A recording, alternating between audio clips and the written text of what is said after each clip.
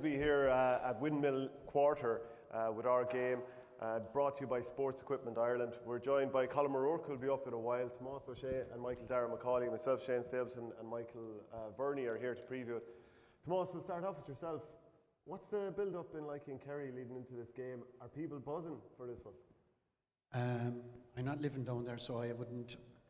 I'd say it's good. It's big. It's they are excited about it. I think last year was a relief. You know, you had 10 years of the lads doing so well. To get over the line for a lot of them, I'd say was huge. But they are excited. They are. They haven't travelled so far. Tickets are an absolute nightmare again. They come out of the woodwork for an All-Ireland final and you're trying to tell them I'm long gone, and there's 22, 23 looking for tickets. So well, there's a heap of Dublin lads here in the first two rows absolutely gunning for you at the half-time break, I can tell you that. One hill. Well, back in the day, I'll tell you, I don't know what the story with the Dubs. We used to get, when we were playing, 35 tickets a man. So there was 3 of us in the house. There was 105 tickets coming into the house. And we'd be nagging the chairman of the county board, going up on the train for extra tickets. There was never enough. And then you had Paddy across the road who was stealing tickets off everybody, every county board, every fella he knew. So tickets are always a nightmare. You were saying, Tomás, you're obviously not living in Kerry now. You left from Cork, or you were down the country anyway, but you met someone interesting on the road by all accounts. I was telling the lads, I was coming up the road there and I was driving up the motorway. It was quiet enough and this car was going really slow, so I just pulled out and I passed it, but it was Roy Keane inside in this little Volkswagen Golf. It was like in an English reg, and he was going about 90 kilometres an hour. I was just about to fucking blow him out of it.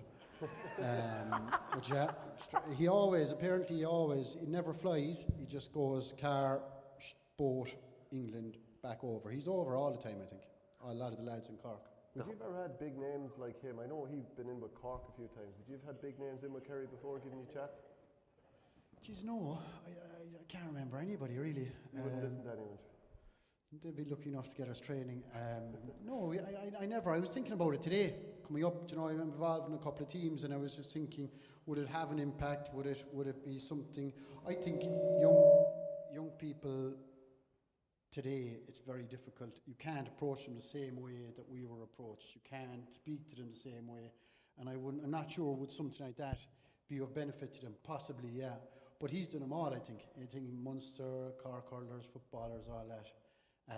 But no, in all the years, we never had anybody in, actually, no. We used to go on training holidays and all that, but never had any big name in to talk to us, no. Did you ever struggle with, it was blood and thunder back in the day, like in the dressing room. Now you're a manager now. Did you ever struggle with that, adaptation, maybe where you have to pull the horns in or pull the reins in a small bit, maybe you can't say exactly what you want to say? Yeah, again, there was certain managers.